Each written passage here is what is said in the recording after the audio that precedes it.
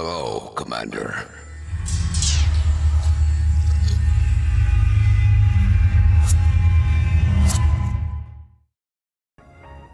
Lol. Good guy Qzipco making sure Azeal has his Legion actually enabled. Alright, let me close the bit real quick. Choose landing site. Under attack. What? I hope I'm not under attack. I'm casting. Who's attacking me? I'd be kind of concerned if people were attacking me.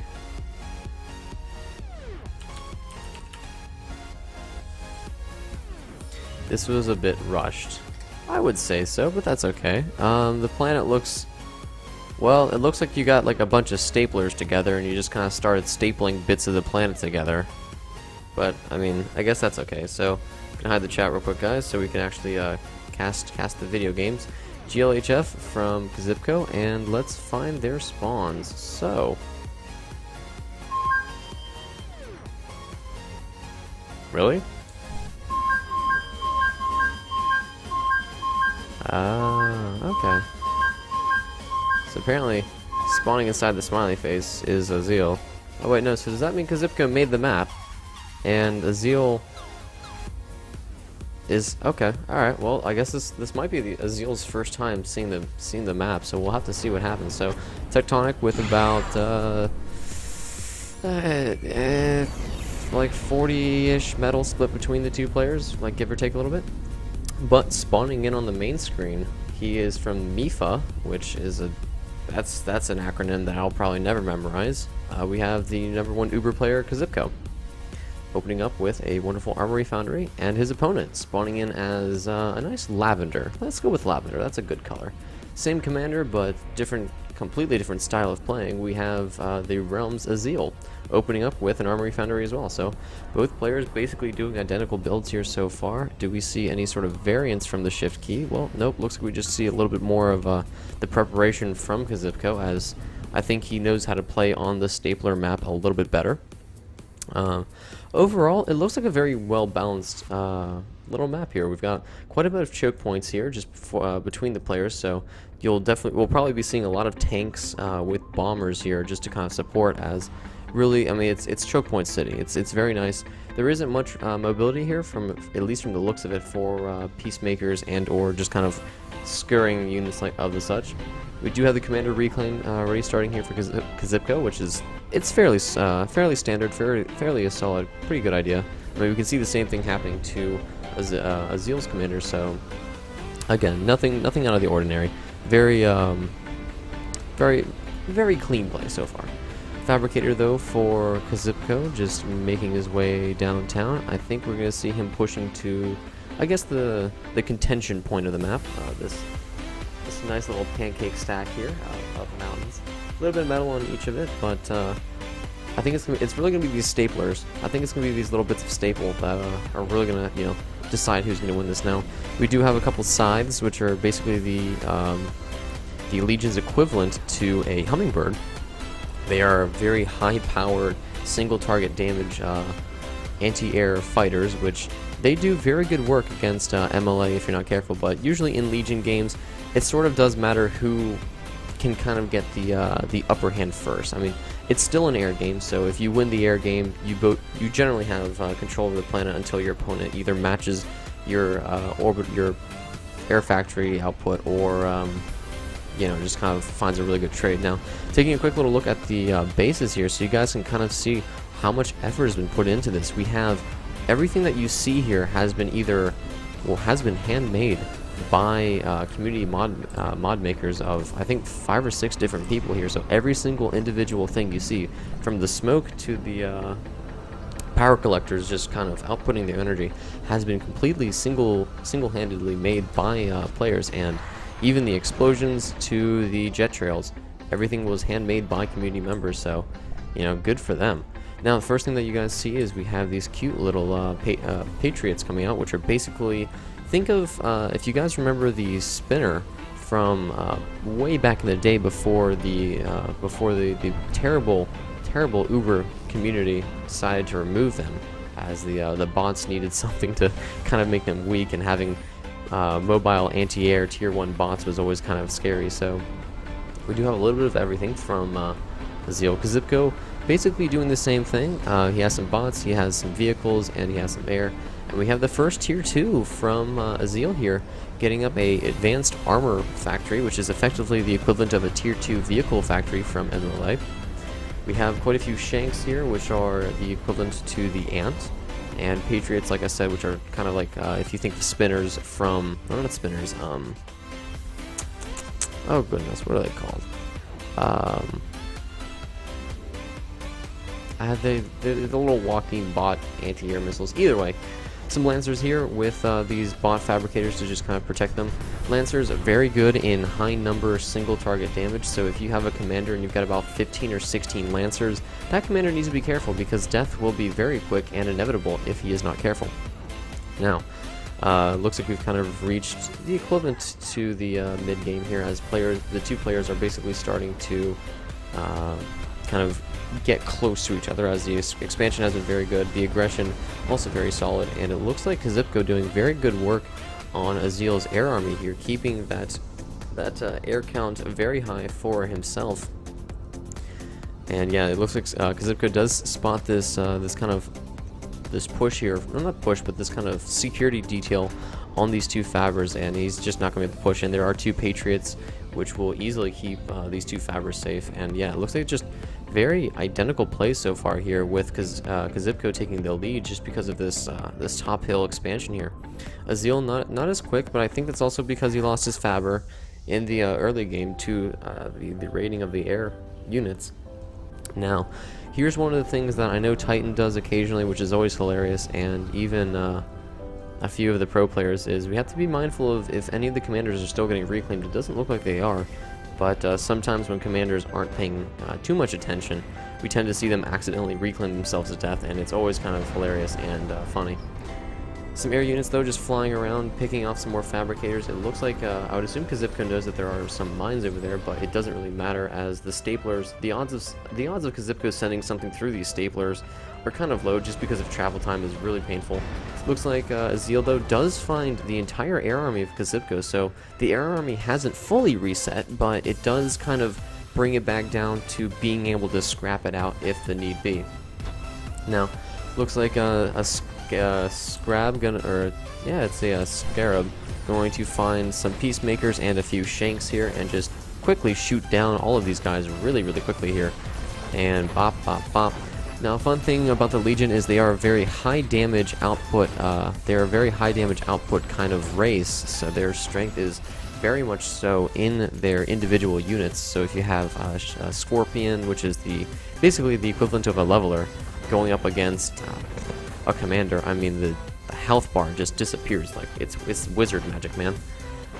And of course, the general damage is just very strong. We do have a few Mauls here, which are the equivalent to a flame tank, except they're a little bit better, as they fire more or less a shotgun round of damage instead of a flame burst to single target individuals. So they will be able to kind of catch some of these Shanks off guard here if they get too close, but usually the Shanks kind of know better, and they'll just kind of, yeah, exactly, just stay away, just shooting from a distance. Now we do have, let's take a quick little look on the back side of the base here. Qzipco really starting to expand here, kind of really using his air army to his advantage, knowing that there isn't anything here. He's going to just continue to expand with this one bot fabber here, just quickly grabbing all of the economy he can. Azeal, though, taking a bit of an energy deficit here. Never anything you want to do, but of course he is getting the tier 2 energy and tier 2 metal, which will definitely kind of keep him in the game. But as long as this economy deficit is as big as it is, it's never going to be anything good. It does look like Azeal does kind of capture the King of the Hill spot here, but at what cost? As he hasn't really gotten any expansion on his base here. It does look like Qzipco might just start sieging this base here as this hive is going up. Probably going to just start sending some of these free units down here to try and get it out. But the problem is, I don't think that this hive is actually in the best position here. Don't think it's in a relatively safe position. A Scorpion, though, now on the field here for Qzipco, and Azeal's going to have to back off here. He cannot fight this. This Scorpion, basically, again, the equivalent to a tier 2 leveler. And as you can see, the Scorpion is a demon. It is not afraid to remind you that you are bad, and it will not be afraid to remind you that it is good. Excuse me, a very high damage output kind of individual here, so very good to see from Qzipco here. Some more Lancers and Peacemakers, though, just kind of trading out here on the, I guess, kind of the other side of the planet here, as Azeal does quickly clean it up, but that energy, or that metal deficit getting really, really bad here for Qzipco, or Azeal, excuse me, definitely needs to continue to expand, but, I mean, the fact that Qzipco is in your base expanding on your metal, I mean, it's just never a good sign here, so... Okay, yeah, this is the middle of the map. I was like, hang on a minute, what's going on? Where's the balance in this? Yeah, no, it looks like since Azeal really didn't kind of try and forward cap his metal, Qzipco is really taking the advantage of this, and I wouldn't say hasn't fully contained per se, because there aren't any units here, but I mean, air units here. There's some turrets here. I think these are just shanks. Yes, they are just shanks and some scabs. So I mean, just units here. And now he's going to start pushing in probably from the top of this hill perch very soon here. Now, there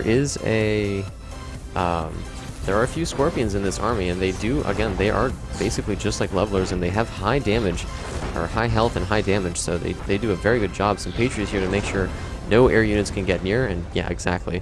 You better check yourself before you wreck yourself, mate, because these guys do not fear the Reaper. Some Bombers going to come in here and clean this, that poor Faber up, and it does look like Azeal, not down for the count just yet. He is floating on his metal, but you never want to be floating when you're about almost 200 metal behind on your opponent. The Scythe's going to start kind of trading here real quick, and the Raider, one of the Raiders does go down. I feel like Azeal should push into this, and I think both him and Qzipco kind of know this. The Bomber's going to try and get out of the way here real quick, but looks like we're going to just continue having Azeal just pushing in. At the same time, though, from the high hill king perch, it looks like Qzipco is going to just push in and lose a lot of his units to these Scorpions. Same thing, though, about to happen here with Azeal if he's not careful. Peacemakers, though, just getting in the front, trying to buy these Scorpions in the back some time, and that's exactly what's happening. Dauntless is going to come in here and maybe pick off some of these units, as there is no AA here. And, gets 4 Fabers for his time. Always very nice from Azeal, but, never mind, that's just a Marauder, so... I thought it was a Scythe showing up. That would have been really big. Another huge push, though, here from out of Qzipco, and I mean, this is a base killing push here. If Azeal isn't careful, that is easily a base killing push, as there is nothing that he has to kind of ward this off. And if he lets his base get exposed, his commander cannot really, take the he cannot really take the damage like a normal MLA commander normally would be able to. So, with that being said, though, of course, he is going to use the next best thing. He's going to use his Bombers, which are very, very, very good at killing off anything besides anti-air. And very good trade. I mean, that was a very good trade from Azeal. And if we took a quick little look at the total units, I mean, the deficit is definitely kind of getting there, but look at that. It's definitely shrinking between the two players. So, Azeal's, staying in this game here. The economy, he needs to get rid of this float. Did he finish it? Yeah, he did finish it. I would think that maybe he needs to get some death marks out, some just kind of general artillery units here, as it looks like Qzipco has started to just pull out these hive units, and we might start seeing some hive creeping if he is not careful. The hive always basically, there isn't really anything in the MLA arsenal that does the same thing that this hive does. Basically, it's a spawner of locusts.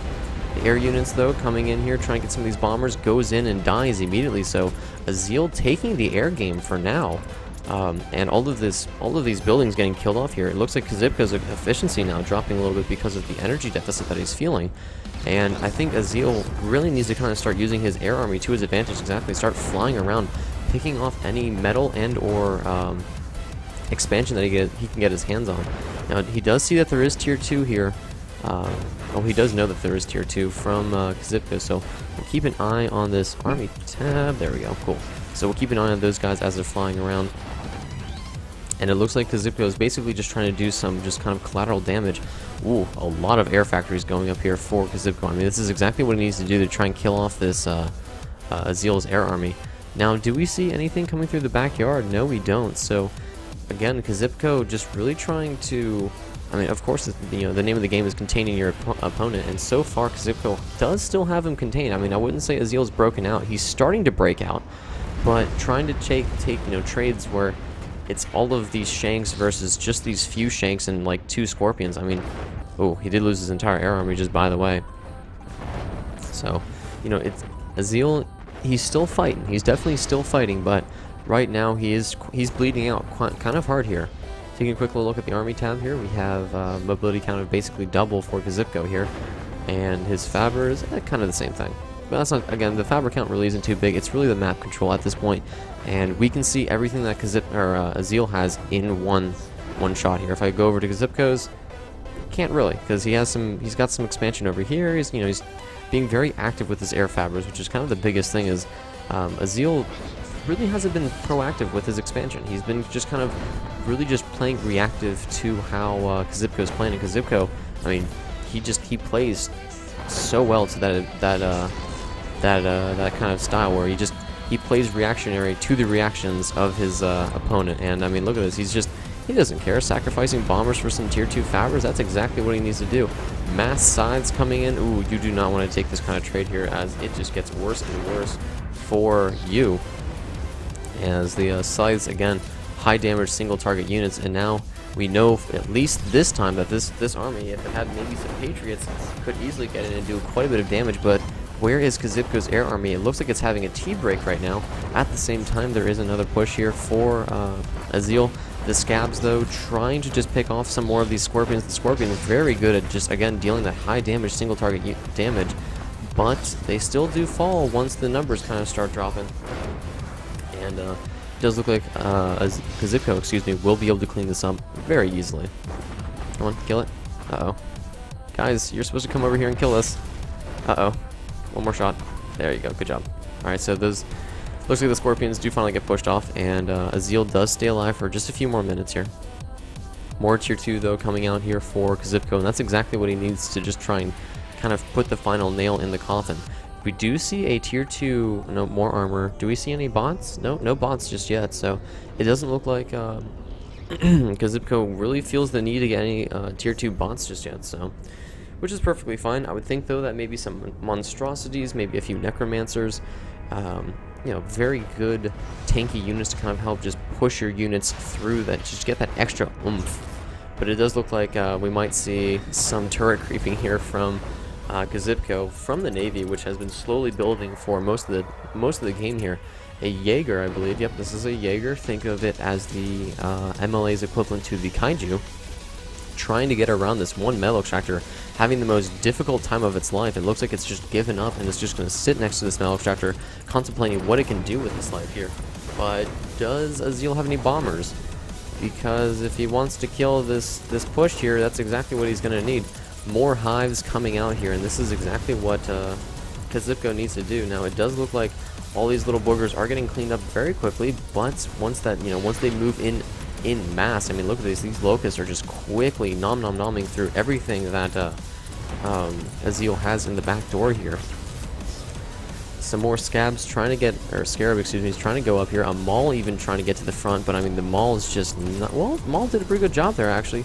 One Maul for all of that damage, and the scarab is just continuing to just try and slowly chip down these hive locusts, just armies. I do believe this is a Theodore, yes, which is the equivalent to the MLA Pelter, so basically it just lobs shots over all of the stuff and does a really good job with that.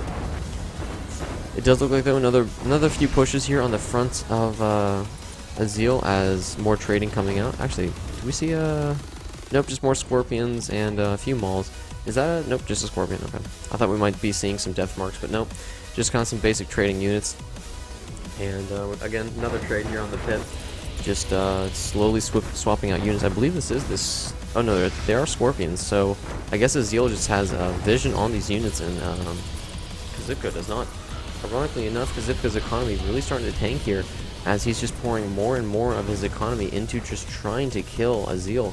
And the problem with this is I don't believe he needs to continue capturing this metal. He needs to stay at 100%. He needs to outproduce his opponent, because if Azeal stays at this greater efficiency, okay, there it goes, it's starting to bring itself back. If Azeal starts to bring his efficiency back here, what we might see is just the slow chip of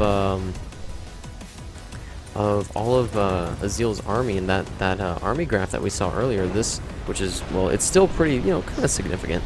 It might slowly start actually dropping here, which would be absolutely devastating for Qzipco. Now, looks like the Jaeger has finally decided to man up and go around the metal extractor, trying to move in on the air factory of